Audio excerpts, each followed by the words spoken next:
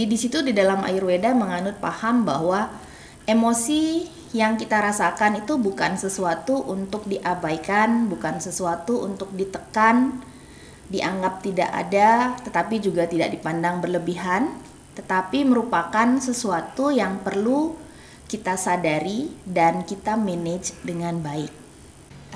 Belajar untuk menggali potensi diri, belajar sebanyak mungkin dari siapapun, buat diri kalian memiliki ilmu, memiliki pemahaman yang baik sehingga kalian merasa pede.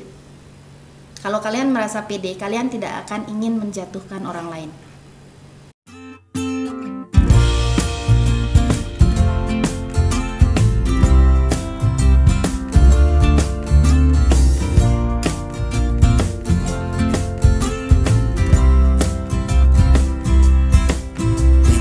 The things I did were hidden under the grid. Young and naive, I never believed that love could be so well hid. With regret, I'm willing to bet, say the older you get, it gets harder to forgive and harder to forget. It gets under your shirt like a dagger at work. The first cut is the deepest, but the rest will flipping hurt. You build your heart of plastic, get cynical and sarcastic, and end up in the corner. Kalau kita melihat yoga itu kan satu, menggerakkan tubuh. Kemudian yang kedua, mengkonsentrasikan pikiran. Kalau kita kembangkan dengan meditasi, yang mungkin kita tidak bergerak tubuhnya, tapi bagaimana mengkonsentrasikan pikiran, melatih pikiran, mengenali perasaan-perasaan. Jadi di situ di dalam Ayurveda menganut paham bahwa emosi yang kita rasakan itu bukan sesuatu untuk diabaikan, bukan sesuatu untuk ditekan, dianggap tidak ada, tetapi juga tidak dipandang berlebihan, tetapi merupakan sesuatu yang perlu kita sadari dan kita manage dengan baik. Nah, di situ salah satu peranan dari yoga juga adalah bagaimana kita mengenali emosi-emosi ini. Jadi manfaat yang diberikan oleh asanas itu kan pada saat melakukan asanas kan kita melakukan peregangan, pemijatan, menekan gitu kan. Jadi pada saat kita misalnya nih saya stretching ke samping badan, satu sisi memanjang, satu sisi akan menekan gitu kan. Kalau kita bicara mengenai kemarin tension dan compression, atau saat saya back bend, bagian depan saya memanjang, bagian belakang saya memijat gitu kan. Pada saat saya forward bend, bagian belakang di stretch, bagian depan dipijat. Jadi peregangan dan pijatan yang kita berikan dalam latihan asanas kita itu dimaksudkan untuk memberi pijatan atau stimulasi bagi aliran energi di tubuh, termasuk kelenjar-kelenjar yang bertugas menghasilkan hormon yang dipergunakan untuk aktivitas tubuh. Jadi di sana di titik 4 saya ada membahas tentang kelenjar. Jadi masing-masing asanas itu sebenarnya dimaksudkan untuk memberi pijatan bagi kelenjar-kelenjar, terutama 3 cakra terbawah itu banyak mengontrol kelenjar yang berhubungan dengan aktivitas tubuh fisik, kesehatan tubuh fisik. Muladhara cakra, Swadhisthana dan Manipura cakra itu banyak terhubung dengan kelenjar pencernaan, kelenjar sexuality, pembuangan. Jadi asanas banyak bekerja di sana. Memberi pijatan-pijatan bagi kelenjar-kelenjar tersebut, yang mana kelenjar-kelenjar ini dikontrol secara energetik oleh cakra-cakra yang ada di dalam diri kita. Dan mengetahui komposisi tubuh kita itu juga akan membantu kita untuk menemukan sebuah pola hidup yang lebih sesuai. Mungkin teman-teman pernah mendengar sebuah pola diet misalnya yang cocok bagi si A belum tentu cocok bagi si B. Sebuah pola hidup yang sesuai bagi si A belum tentu sesuai bagi si B. Seringkali kan kita mengadaptasi apa yang orang lain lakukan kan. Mengadopsi pola hidup orang lain kita terapkan pada diri kita. Mengadopsi pola diet orang lain kepada diri kita. Ini yang sering kita lakukan kan.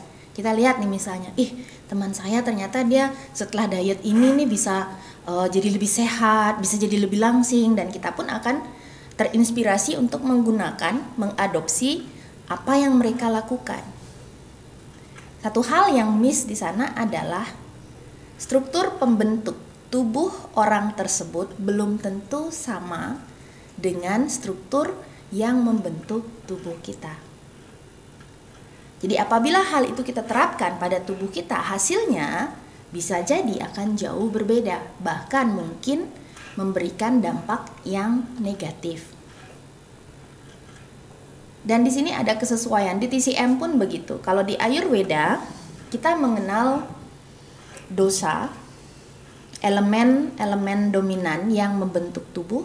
Di Ayurveda pun di TCM pun sesungguhnya ada 9 body type namanya, jadi tipe tubuh, yang mana biasanya pola hidup, pola dietnya akan disesuaikan dengan tipe tubuhnya. Overall, teaching practice-nya 75 menit, semua pada kekurangan waktu ya. Jadi tadi semua grup ketiganya durasi waktunya lebih dari 75 menit, dan ya ini sebenarnya memang untuk kelas in itu paling enak durasi waktunya 1,5 jam setidaknya, 90 menit. 75 menit ini cukup sulit untuk membuat kelas in, yang apalagi kalau kita tambahkan ada meridian nidra di sana. Jadi kemarin kalau mungkin teman-teman mendengar 75 menit berdua itu aja udah lama rasanya gitu ya. Tapi begitu dijalankan ternyata memang sulit gitu untuk membuat kelas dengan durasi 75 menit dengan tambahan meridian nidra. Jadi biasanya kalau kalian next time mau buat kelas itu durasi waktu 90 menit itu enak untuk digunakan untuk sesi kelasin. Apalagi kalau ada tambahan yang sequence-nya ya. Secara umum dulu, saya suka, ini kan dari sebagian besar kalian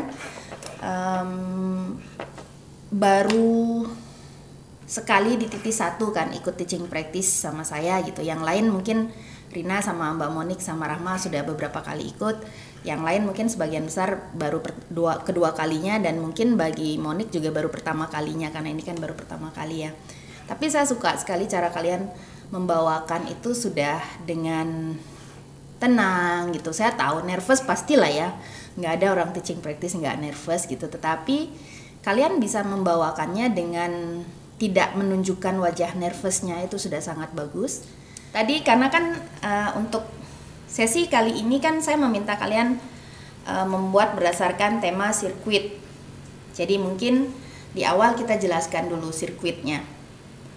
Kan orang nggak tahu tuh sirkuit 1, sirkuit 2. Kalau di sini mungkin orang-orangnya tahu gitu kan. Kita bisa menyebut hari ini kita mau akan melakukan kelasin untuk menstimulasi meridian paru-paru apa bla bla bla gitu kan. Nah, kita bisa sedikit jelaskan fungsinya. Jadi tadi seperti saya suka tadi di awal dijelaskan sirkuit 2 berhubungan dengan darah, seperti itu. Jadi orang tahu manfaat dari latihan yang akan kita lakukan. Jadi tidak semua orang tahu karena tidak semua orang pernah mendengar mengenai meridian. Jadi kalian juga bisa menyebutkan meridian itu apa. Jadi tidak semua orang tahu meridian. Jadi buat penjelasan dulu di awal. Jadi saat orang melakukan kelas itu mereka sudah tahu, oh ya tujuannya ini nanti. Begitu. Jadi nggak usah buru-buru di awal. Tadi centering semua sudah bagus. Jadi mengarahkan centeringnya, suaranya, kecepatannya, intonasinya sudah bagus. Mungkin di sana sedikit tambahan, berikan saat jeda. Jadi jangan terus berbicara. Mungkin tadi pada saat misalnya kita memberikan kesempatan bagi mereka bahwa kesadaran pada nafas atau menyadari tubuh, kasih jeda di sana, diamkan dulu. Nah, pada saat pranayama kan di sana ada beberapa teknik yang mereka lakukan. Meskipun sederhana seperti menarik nafas dengan mengembangkan perut, mengembangkan dada yang yogic breathing, mereka butuh konsentrasi. Kalau kita memberi kesempatan mereka melakukan sendiri-sendiri, sebaiknya kita tidak usah berbicara. Jadi kalau kalian ingin menjelaskan manfaat dari pranayama yang dilakukan, kalian bisa jelaskan sebelumnya atau setelahnya. Jangan saat orang melakukan pranayama, karena konsentrasinya akan pecah. Pranayama itu powerful, itu sesuatu yang kalau kita bisa optimalkan itu besar sekali manfaatnya bagi tubuh. Tapi karena kita melihat itu nggak fancy kayak pose-pose yoga yang lain, kadang kita melakukan sekedar saja. Itu sangat sayang sebenarnya, daripada kita lakukan sekedar, lebih baik diam saja, atur nafasnya. Kemudian tadi untuk posisi lengan, saya suka kakinya tadi Mbak Mona beri opsi tidak harus menyilang tapi bisa duduk bersila biasa. Itu sudah sangat bagus. Karena target area adalah di lengan yang utama, jadi kakinya menyesuaikan. Kemudian di lengan tadi tidak diberikan opsi selain menyilangkan lengan. Tidak semua orang nyaman menyilangkan lengan itu 3 menit. Jadi ingat beri opsi yang seperti ini ya. Nah tadi apa saya yang meleng atau Mbak Mona hanya melakukan satu sisi? Iya lupa. Aku tuh baru ingat setelah jam 9 setelah sesinya siapa Mbak Rina. Oh iya lu kurang satu. Berarti bukan saya yang meleng ya. Tadi apa saya yang kelewatan ya gitu. Memang satu sisi ya berarti ya. Oke. Ya. Saya pikir saya yang ngelamun tadi. Bingung sih pas mau ngomongnya ngomong apa ini, kayak bingung, nggak tahu. Belum tahu cara jeda antara mau ngomong atau ngasih jeda waktu, masih belum bisa tahu. Jadi baiknya gimana ya, ngasih stay terus kita ngomongnya itu pas apa gitu, kira-kira berapa detik gitu.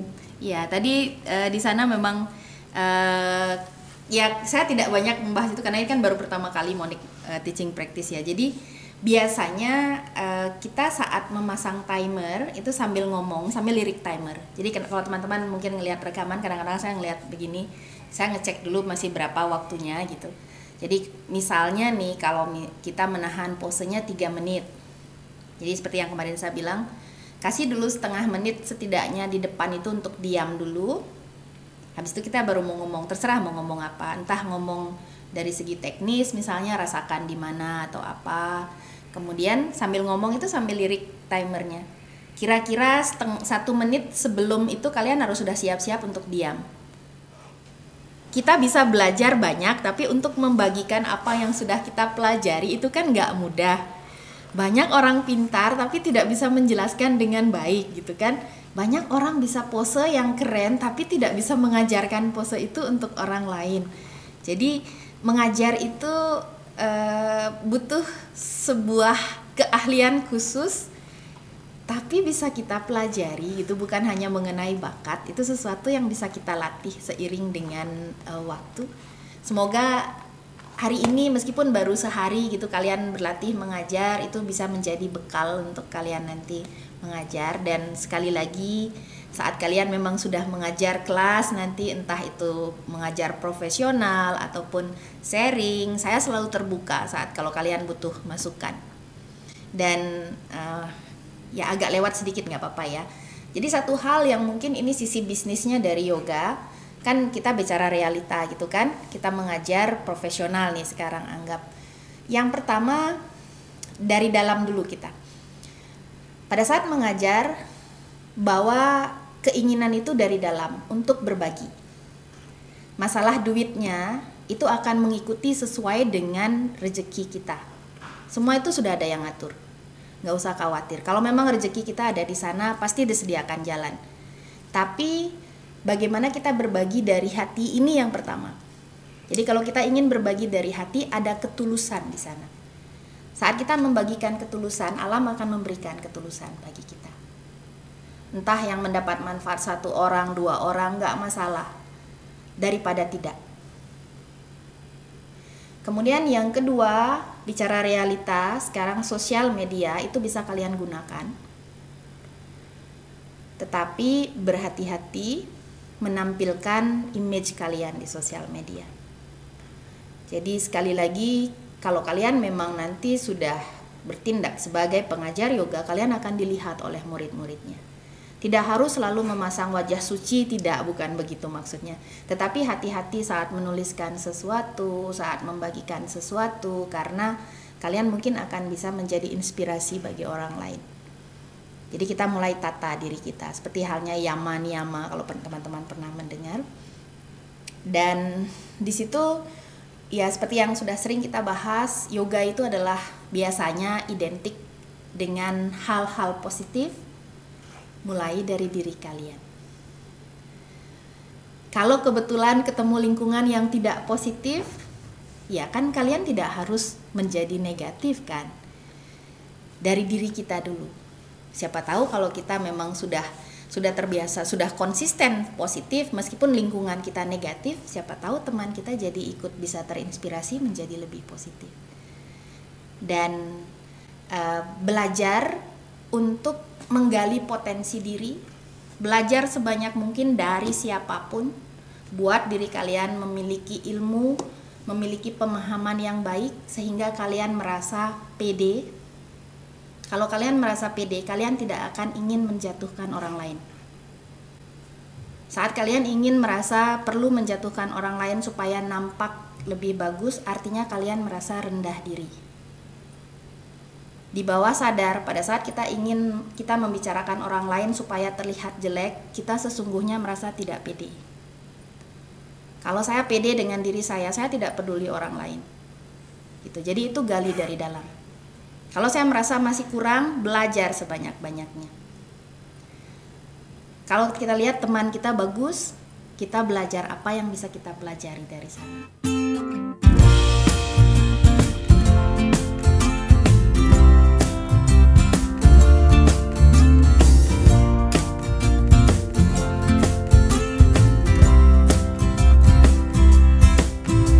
As a kid, the things I did were hidden under the grid.